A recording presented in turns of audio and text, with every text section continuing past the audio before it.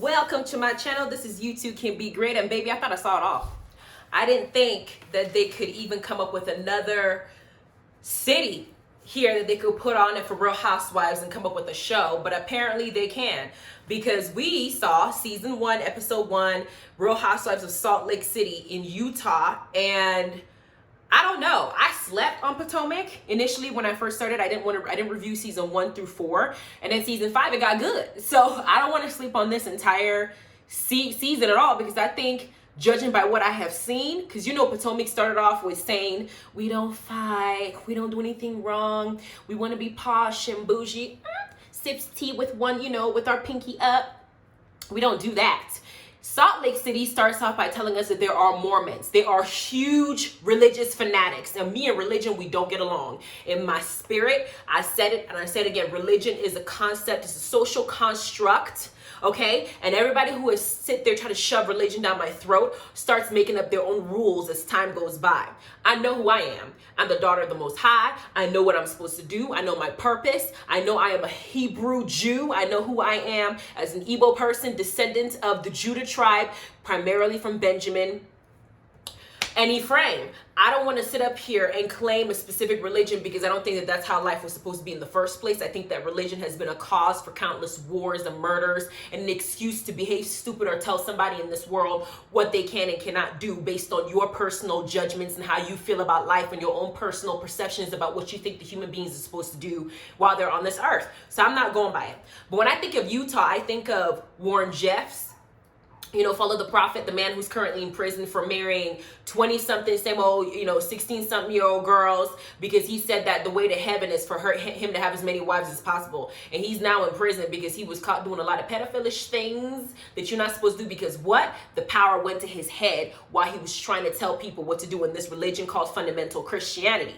And even now that he's in prison, he's still dishing out rules on what they're supposed to do. I think at some point he issued that a husband and a wife can't hold hands, and for like months, they got this married couples, they couldn't even hold hands and sleep with each other or anything, because he gave that order from prison. Stupid. Now, Utah has ski slopes, mountains galore, the Mormon church, because Joseph Smith started it. Joseph Smith was the first original prophet and starter of this modified Christian religion, because Christianity to me is the worst. Out of all the religions that are the worst, I would say Christianity and Islam are the worst two that I've personally witnessed, because of the atrocities that have occurred centuries after centuries in the name of that religion and what it supposedly preaches. Different denominations of Christianity exist. Catholicism is part of Christianity. Jehovah's Witnesses is part of Christianity. Fundamental Christian is part of Christianity. Baptist, Evangelicals, Lutheran, Protestant. What else is there? Anglican. I mean, the list is endless. Pentecostal, they're all part of Christianity, and now Mormonism is in it too. So this is what Salt Lake City girls are all about. Everybody's Mormon. So when we start off by them telling us what it is as Mormons they're not supposed to do. They can't drink, they can't smoke, they can't swear. Honesty and integrity is everything. Fidelity, and they're supposed to now watch everybody around them to make sure that they point out their sin. Okay, now, when the music starts and Bravo starts and does little introductory songs, each housewife has something to say. Now we go with Jen. Jen said, in this town, I'm Quimby and MVP. Lisa says, when you take cheap shots, always expect a hangover. Whitney says, this Rose isn't scared to handle a little prick. Meredith says, jealousy is a disease, to which I say, get well soon. And Mary says, I love God, but I will read you a line of the scripture, and I'm going to tell you what Mary did. Mary Magdalene is what I'm going to call her when I get to her section. Heather says, just like my pioneer ancestors, I'm trying to blaze a new trail. You better tell her that her ancestors didn't want black folks in that church with her pioneer and ancestor and ass. But Heather is full-figured.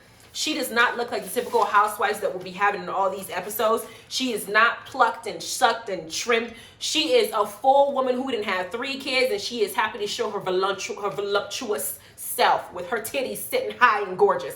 I think I'm gonna like Heather. I think I'm gonna like her.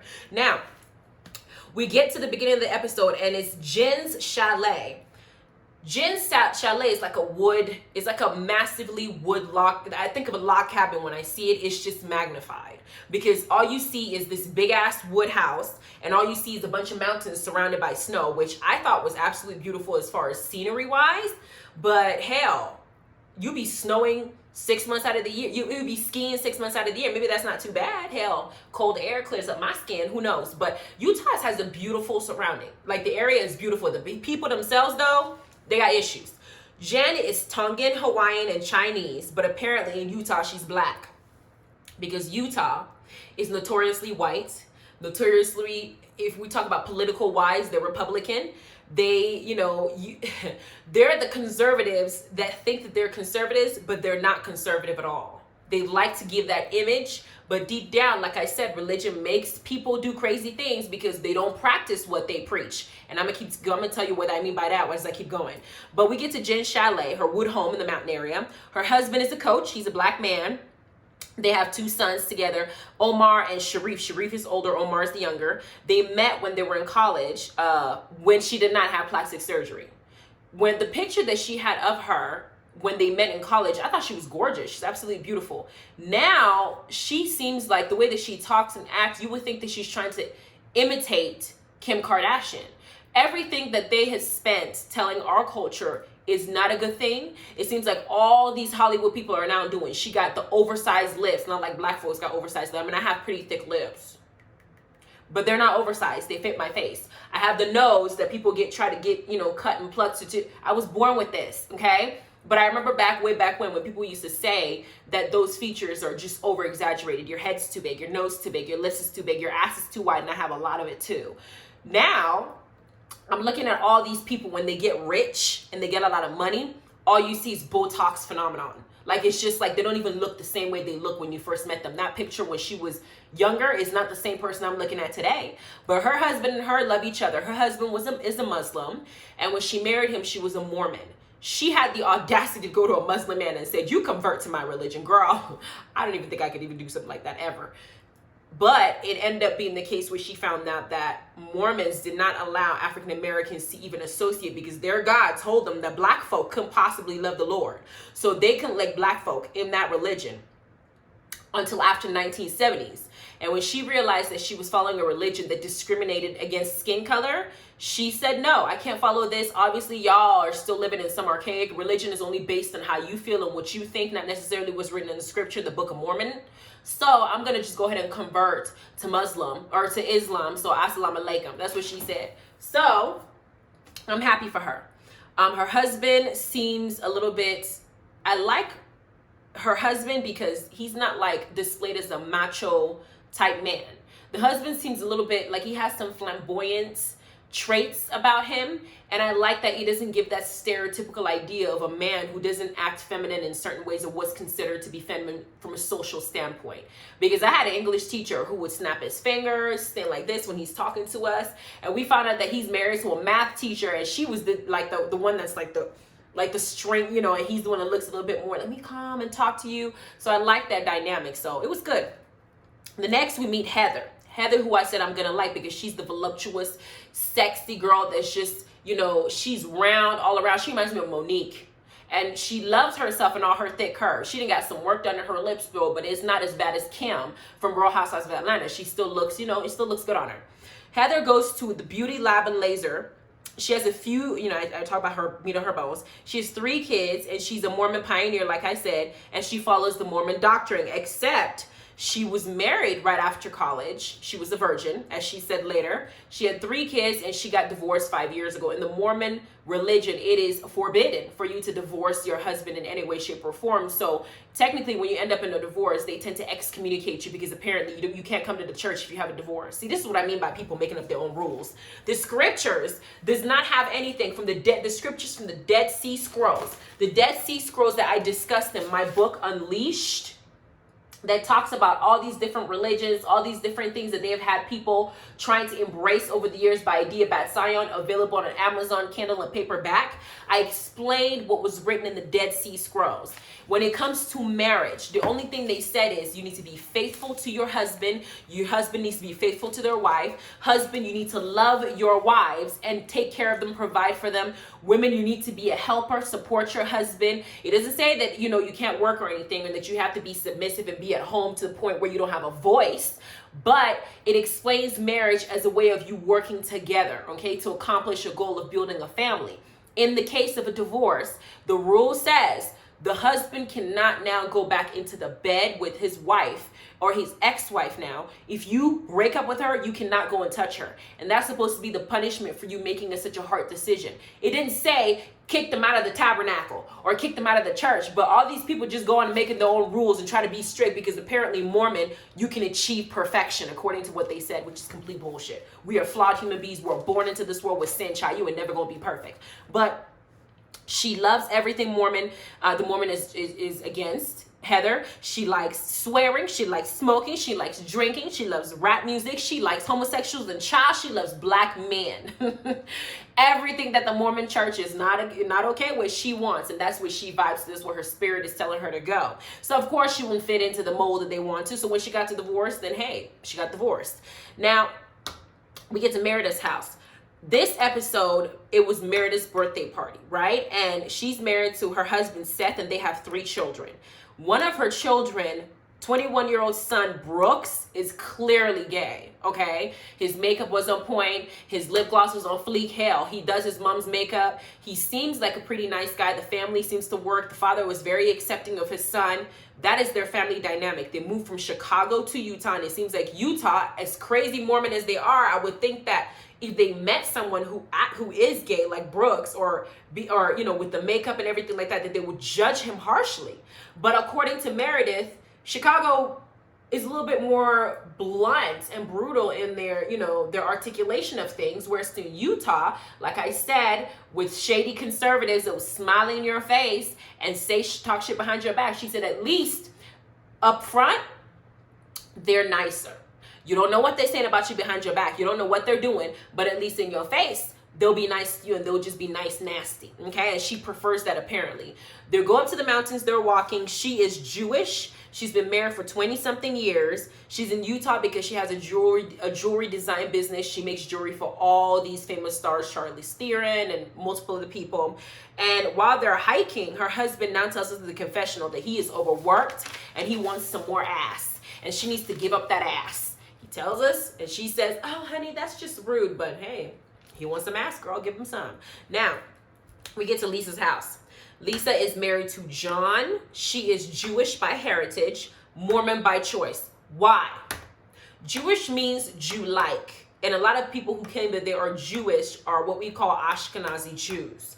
They embrace the original Israelite way of life, and that's how they live, right? But they tend to excommunicate people or not let people come into their circle if you want to marry into that religion or that religious group. But she chose to gravitate towards Mormon, and she said that her mom was so happy when they came knocking at her door to invite them to be part of the Mormon church. Then she said she's been married for 16 years. She owns a luxury marketing company, but ding, ding, ding, ding, ding, Mormon by choice, she owns an alcohol company, tequila and specifically. They have 2 sons, and she said that she don't give a damn that people are probably going to judge her as a Mormon because in Mormonism, you can't deal with alcohol in any way, shape, or form, but yet they're making millions off tequila. I gotta try one of their tequilas when I get a chance, see how it tastes. But apparently, this is what they like, and this is how they make their money, so fuck everybody. She's also not the traditional wife. She doesn't cook clean. They were on their way to go order food. She said they've spent maybe 10 times in their dining room table since the 16 years they've been married. It's not something that they do often. We get to Heather, who's about to be my fave. Heather and Jen are close friends. Jen is the Hawaiian that people think are black in Utah. She is the one that's married to the dude I talked about. Her sons are Sharif. Her and Heather are close friends. Makes sense because they're both outspoken. They go to a Botox office because Jen wants to get yet another work done to herself, except this time she wants to control her armpit sweating. To do that, she wants to get Botox in her pits so she can stop sweating. Some of these things that they create, this vanity, when you are in a religion, from what I understand, vanity is, you're not supposed to be vain. You're not supposed to be vain. And it seems like when money comes into play, religion only matters based on what you want people to care about. I see it all the time with people who claim that they're Christians, Catholic, whatever they want to claim. They only want to talk about religion when it goes with it aligns with whatever opinions they're trying to impose on you. That's the only time I've seen it working. Anyway, They get together because she wants to plan Meredith's birthday party, and she wants to plan it with strippers, extravagant things that Meredith's posh, conservative, doesn't want to do. She don't want no strippers at her party. She don't want no drinking that's crazy at her party. She don't want no but Jen loves planning parties. She has 3 assistants to help her with this party planning. That is her job. That is her life when she's not working on her company. This is what she likes to do. And instead of focusing on Meredith, she's going to add some of the stuff that she wants for herself because it's all about her. I can't. Now, we get to Whitney. Whitney is also going to be a character that I like. I think I'm gonna like Whitney. She's a little young, but I'm gonna like her. Whitney is celebrating her vow renewal with her husband Justin, who's 18 years older than her. So when he was 18, she was just coming out the womb. He was already an adult. So she married him, but the thing is, she married him when she was already 5 months pregnant, which means they were fucking out of wedlock.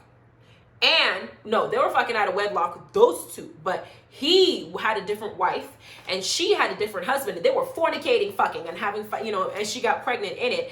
And because of that dynamic of her being married and him being married and them creeping around because they met at work, they were cheating on their spouses. They got excommunicated from the church. Not only that, their entire family disowned them because of what they were doing. Y'all were cheating. Just because you got married, it was, it turned out well, but y'all were cheating on your spouses. You fell in love, you got married to somebody else, you met these two, y'all started screwing around, you 5 months pregnant, your family disowned you, and 10 years later, they're still married, good for them. Now the family's coming around. She stuck her gun, she knew what she wanted when she met him. Sometimes it happens that way. I don't like that it happened that way, but from what I see, after 10 years, they seem to be going pretty strong, and he seems to be completely in love with her, and he's out there cussing in his vows, which is un-Mormon-like. Now, we get to Lisa. Lisa goes to Meredith's house, because we talked about Lisa being the one that was an alcohol company. She's Jewish heritage, but Mormon by choice. She goes to Meredith's house, and they're talking. Jen comes over to discuss Meredith's party planning. While they're discussing it, Lisa tells everybody in the room that she doesn't know who Heather is. But then they flash back to Heather talking about Lisa, saying that they went to BYU together, university called, that's the university they went to, and they have known each other for over 20 years, and that they were, they're well aware of who each other is. But Lisa's saying now that she don't know this hoe. The way I see it is, Heather got excommunicated when she divorced her husband 5 years ago. And you got to keep up this image of being a perfect Mormon. And it seems like excommunication is what they do to people when they don't like what you do. So it seems like Lisa is not trying to claim any form of association with Heather, because Heather is now the bad sheep, and she's got to call out her sins. And her sins means that she divorced her husband, meaning that she cannot be associated in any way because they will look bad on her in this huge Mormon community that they live. So she's willing to throw Heather under the bus like a piece of trash, because Heather does not deserve to be in her ambiance, because Heather is just a non-motherfucking factor in her eyes. So Jen is now going to go back and take that news to Heather, and here comes the drama. We get to Whitney. Whitney meets up with Mary Magdalene. Now, I've been waiting to talk about this hoe. She is the only black one. Well, Jen is married to a black man, and Hawaiians do have a little bit of color in them. But technically, Mary is the only one that people would loudly say is black in this Salt Lake. She's probably the only black person in Utah. But she's in Utah making us look bad. Why do I say it? This heifer married her step-grandfather. Think about that. She was growing up. Her grandmother divorced her grandfather. Maybe her grandfather, passed away and she became a widow.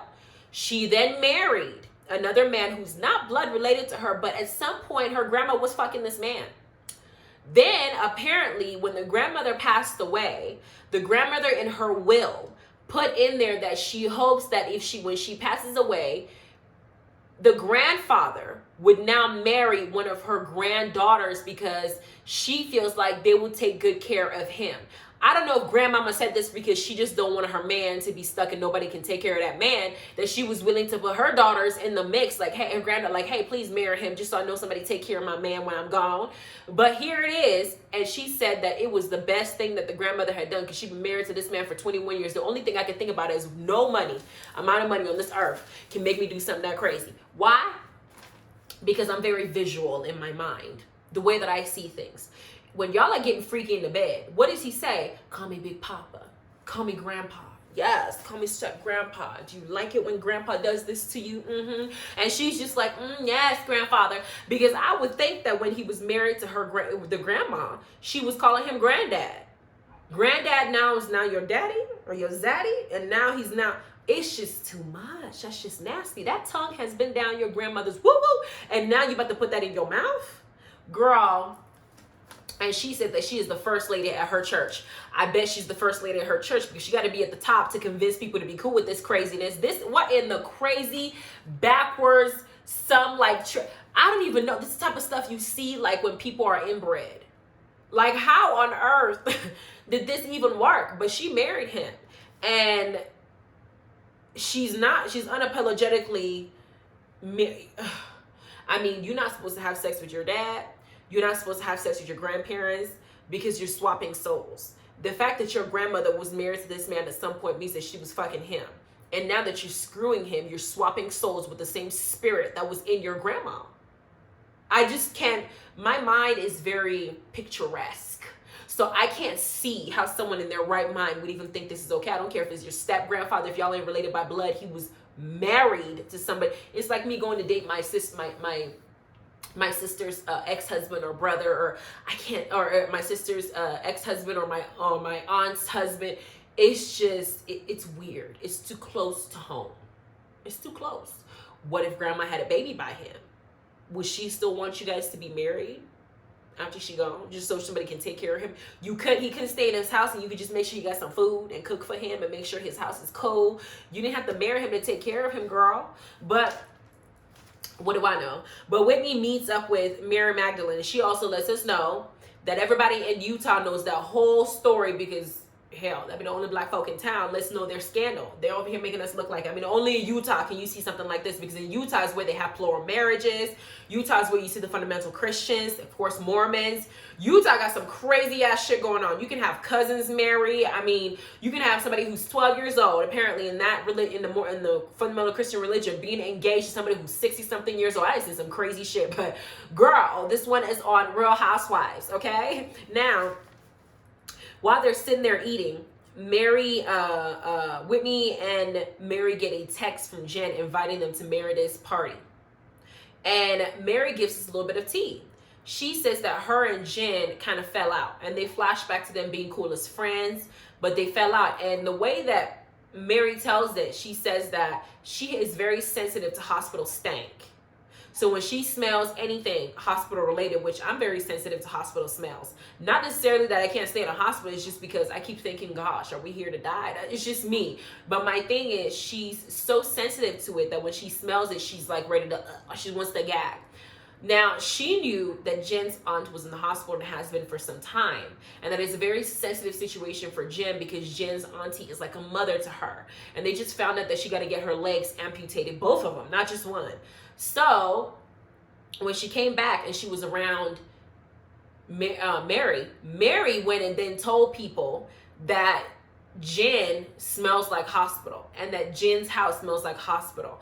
I don't know what purpose this woman who's supposed to be the first lady of her church, who's supposed to be a woman of faith, who's the, again, hypocritical people ever, is out there. It's not like you judging her to tell her that she's doing something wrong that's sinful. You're deliberately trying to like spread stuff around that doesn't make her look good in a good light.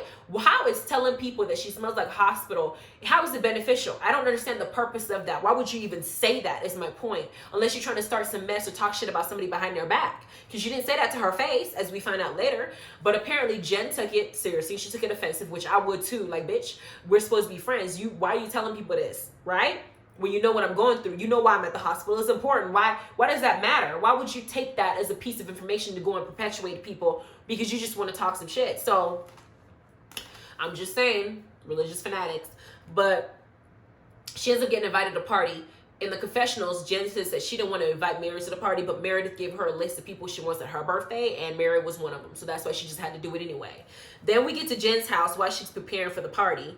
Her 3 personal assistants are there in the Jen Shah to help prepare her, to help set this party up. They're moving all the furniture out of the living room. She's planning this party like it's her own damn party. But we find out later it might as well be her party, because she moved everything. She created it like it was like a red carpet scene. It was crazy what she was doing. Waste of money. But she did it. Then while she's doing it, Heather shows up, and she lets Heather know what Lisa was saying about her. And Heather says Lisa's a bitch. And she wants to make sure that Lisa, who's a Mormon 2.0, knows that she's being a bitch. When they get to this party, she's going to have to sit up here and face the facts that she's being a complete asshole, trying to act like Heather is not somebody that she knows, that she's somebody she can just talk about and throw in the wayside. Like, I don't know you. Bitch, I don't know you. We didn't go to school. It's not like we knew each other for 20 years. I don't know you now that you're excommunicated. I knew you then when you weren't. Bye. But she made it seem like Heather is like what they call the party girl, saying that she was like a girl who flashed people in college. But Heather tells us she was a virgin when she got married. So I don't know who she was flashing. I don't know, girl. But Lisa's trying to be, I feel like she's gonna be messy, but we'll see. So Meredith's party gets here at Jen's house. Okay. Everybody in the capital of Mormonism are there to drink alcohol. Some of the guests are like, she said, are going to be hiding, trying to make sure people don't see them take a sip, because they know they want to sip, right? Because in Mormonism, you can't drink. Again, this is not in the scripture in the Dead Sea Scrolls anywhere where it says you cannot drink. Everything is supposed to be done in moderation. That's what that is. Okay, because if you want to talk about Jesus drank that wine when he was trying to, this is my blood, when he was about to go, before he went to go to his death, I think, if I'm going to talk about Jesus' history. But all these, no smoking, no swearing, no this, child, swearing helps keep my calm. Okay, and when you talk about swearing, it's like I swear to God, or I swear to this. All the profanity that people are saying is swearing is not swearing. That's European etiquette rules. That has nothing to do with religion. It's a European etiquette rules. It's more proper to show that you don't use such harsh words like fuck and shit and bitch. It's a lot more, it makes you look a little bit more, I guess, refined if you don't speak in that way, if you don't speak in vulgarity, if you're able to articulate yourself without using anything that's, any profanity in it. That's what that is. Is it written in the scriptures that you're not supposed to use that? Hell no. Which is why I'm out here cussing the fuck on this video. Okay? Now, we get there, and then there's this girl that walks up. I don't know who she is. She walks up with a gift, and she's trying to give the gift to Jen. Like, happy birthday. And Jen is like, it's not my birthday. But Jen has a big sign outside talking about Shah something. I forgot what the rest said. And it's supposed to be Meredith's birthday party. Girl, you could have confused me too, because it damn sure was your party, not somebody else's. But she figures out that she messed up, and she says, oh shiz. I said, is that a new refined way of saying oh shit? Oh shiz. I gotta use that more often. Oh shiz. Oh shiz. I mean, damn. Apparently that's bad for you to say shit. So they're telling her that's not, it's Meredith's birthday party. And then Jen decides to make an entrance in Meredith's birthday party, child. Jen, I feel like during this entire season, you're going to be full of yourself. You're going to think that the sun rises and sets with you and you alone, because you didn't plan a whole party and it barely had nothing that has to do with Meredith, other than the fact that you mentioned her name. You used Meredith as an excuse to throw a birthday party for yourself, because she had flown in Tongan dancers to come into this party and do a special dance. And somebody in the confessional asked her, what does this have to do with Meredith? And she said, nothing. I just wanted to bring some of my culture into the mix. Girl, you could have asked Meredith what her culture is so you can fly dancers in for her. Girl, it has nothing to do with you. But this is just what it is. It was her birthday party.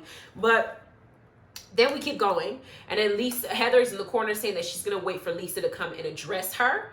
Lisa sees her, does this 1-2, kind of like what Karen did to Wendy when she first met, like a dry hello, like you don't even matter to me, you're like dust type thing. You're not that special to me. I'm stuttering here. You're not that special to me. And so Heather is now taking offense to the snub that she just got from Lisa, because if I'm supposed to know you for 20 years and we were cool until maybe just cameras came on, and you want to act like you don't know me at all, like we haven't hung out, we haven't done anything, we got a problem. But Heather's taking it in the form of maybe it's a condescending way of Lisa looking down on her for whatever decisions that she made. which I agree, because Lisa is a Mormon child, and Mormons are supposed to watch for sin, Heather, and everything that you have done, because you are for homosexuals, you are for black men, you are for swearing, girl, you smoke, you drink, and apparently she created her own story in her head that you out there flashing people, child. You are the very definition of sin embodiment. So she's gonna treat you like that, and Heather, I can't wait for her to get her together. I can't wait for Heather to cuss her ass out, because she is a bitch. Now, we get to Jen. At the end of it, Jen goes to Mary and decides that she wants to squash whatever beef that her and Mary have. And Mary, who again is a religious fanatic, like I said, she is a first lady, cannot open her mouth. Like a lot of conservative religious person I have met cannot take responsibility when they do something wrong. You're so engulfed in this religion that you cannot fathom that you can make a mistake and do something wrong. Just because you walk around saying, I say what I mean what I say. So what's up? What is it? Whatever. I just say, it doesn't mean that what you're doing is right. I'm a blunt person. I say how I feel whenever I feel it. And sometimes I could offend people. If somebody comes up to me and has, lets me know that what I have said has offended them, it is not my place to tell that person how they should be offended. It is my place to now say, if I gave a fuck about the person at all, I'm sorry, I hurt you. It was not my intention, because I know that this offends you. I'll do my best to be more mindful so I don't repeat it. And then you do your best not to repeat it. You don't sit there and then try to deflect, which is what she tried to do. She called up some random girl that's not part of this Real Housewives Salt Lake franchise. There's just some extra in the background. There's a friend of the person on the show named Carrie. Carrie comes up. And Mary says, Carrie, did you tell Jen that I said, what was the words that she used? That she smelled like hospital, she smelled like hospital, her house smelled like hospital. Carrie wasn't backing down. Carrie said, yes, I did. I absolutely did tell her that you smell like hospital. And when she said it and Mary realized that she cannot intimidate this woman, Mary got on the defense. Why are you here? You should just go. This has nothing to do with you. I said it because it's important to me. Then she decided to do the sympathy bit, try to get sympathy for herself, saying, it's a bad memory for me. When I was in the hospital, I had to sit there and have surgery to remove, all the old parts. Girl, that was a choice. If you were in the hospital, removing all the parts of you inside that had aged, okay? That was a choice. Auntie over here did not choose to have both her legs amputated, child, but she said, I was sitting there and, I almost died. I had several situations where I died. And so it's a huge thing for me. When I smell that, it's just not something that I just can't do it. And then Jen is like, but you don't say stuff like that when you knew what I was going through. You knew that this is somebody that was like a mother to me. I had to go to the hospital to go see her. She now has to have both her legs amputated. She's not gonna be able to walk ever in her life again. You were supposed to be there as my friend to support me, and all you did was badmouth me and said I smelled like hospital. And you're in my home, and you can't even apologize, bitch. Mary Magdalene, I'm gonna keep calling her that until she repents, because she don't know how to open her mouth and say sorry. What she did was wrong. I get that you felt that way, but you didn't have to do that. If you really were her friend, and you really were so proud about what you were saying, and you were so okay with it, you would have said that comment directly to Jen. You would not have gone to Carrie, told that, and then Carrie brought it back to Jen because she's Jen's friend, and now you want to sit up here in front like you didn't make a mistake, and now be like, Carrie, go away. Why are you here? It has nothing to do with you. You're being a bitch. And you are. And I like that Jen stood her ground and was like, this woman is being an asshole. Because I don't know, she invited Whitney to go to her church with her. Whitney, you better go ahead. Make sure you get some sage with you. Make sure you go ahead and you pray before you get into that church, because you don't know what curses can come from this woman's mouth. Because she says what she means, and she means what she says. And if she's sitting up here not taking responsibility for this, hell, she married her step-grandfather. I want to see her making any sound decisions in the future.